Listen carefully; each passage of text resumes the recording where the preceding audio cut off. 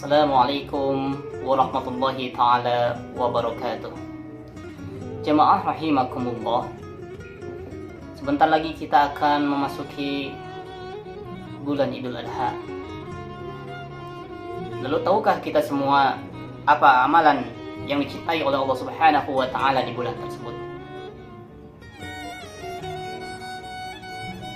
Iya, yaitu adalah kita melaksanakan ibadah kurban, yang mana merupakan syariat ajaran Nabi Ibrahim alaihissalam dan dilanjutkan oleh Nabi Muhammad sallallahu alaihi wasallam dan seluruh umatnya sampai akhir zaman.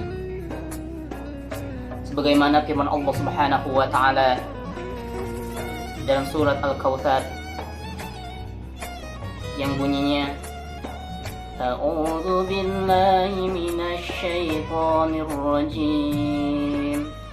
Bismillahirrahmanirrahim. Inna a'tainakal kautsar fasholli li rabbika wanhar. Inna syani'aka huwal abtar. Sesungguhnya aku telah memberikan kepadamu wahai Muhammad nikmat yang sangat luas, yang sangat besar, dan salatlah engkau kepadaku, wanhar, dan berkurbanlah. Inna syani'aka huwal abtar. Sesungguhnya orang-orang yang membencimu itu adalah golongan orang-orang yang terputus dari rahmatnya Allah Subhanahu wa ta'ala. Jadi perintah berkurban itu Allah perintahkan juga kepada Nabi Muhammad sallallahu alaihi wasallam dan kepada umatnya. Hukumnya menjadi sunnah muakkad bagi seluruh umat Nabi Muhammad dan menjadi wajib bagi Nabi Muhammad sallallahu alaihi wasallam. Lalu apa keutamaan dari melakukan ibadah kurban tersebut? Rasulullah sallallahu alaihi wasallam bersabda dalam sebuah hadis yang diriwayatkan oleh Imam At-Tirmizi bahwasanya Rasulullah sallallahu alaihi wasallam berkata, tidak ada amalan perbuatan yang lebih dicintai oleh Allah Subhanahu wa ta'ala pada bulan haji kecuali ia melakukan ibadah kurban.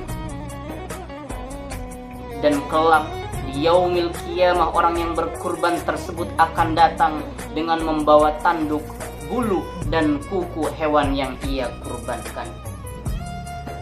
Dan setiap darah yang menetes, yang mengalir dari sembelihan hewan tersebut, setiap satu tetesnya akan menjadi 10 malaikat yang mana akan memintakan ampunan dan berdoa bagi si pekurban sampai yaumil qiyamah. Bahkan dari setiap bulu hewan kurban yang kita kurbankan akan menjadi satu kebaikan dari setiap bulu yang ada pada hewan tersebut.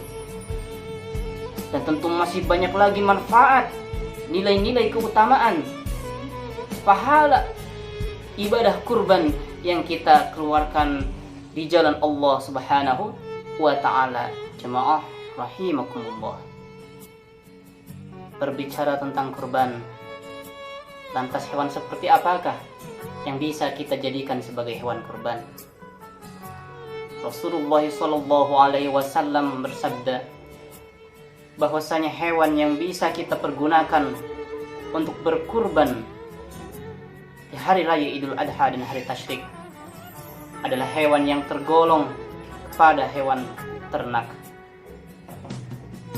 Nah, sebagaimana kita ketahui jenis dari hewan ternak adalah kambing, domba, sapi, kerbau yang kita nisbatkan kepada sapi, dan juga unta.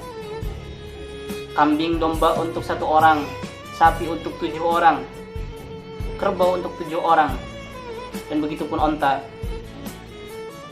kita kurbankan untuk jumlah 7 orang. Lalu ada jamaah yang bertanya kepada saya, wahai Ustaz, bolehkah kita berkurban dengan kambing tapi untuk lebih dari 1 orang? Maka jawabannya, kambing hanya untuk 1 orang. Tapi kita boleh meniatkan kurban kambing kita, pahalanya kita niatkan untuk lebih dari 1 orang. baik untuk orang yang masih hidup ataupun dari keluarga kita yang sudah meninggal. Karena Rasulullah SAW pun pernah berkurban dengan 1 ekor kambing. Lalu Nabi Muhammad SAW meniatkan bahwasanya hewan yang ia kurbankan pahalanya diniatkan untuk seluruh umatnya Nabi Muhammad SAW. Jadi kesimpulannya, 1 hewan kambing adalah hanya untuk 1 mudhohi atau hanya untuk 1 pekurban.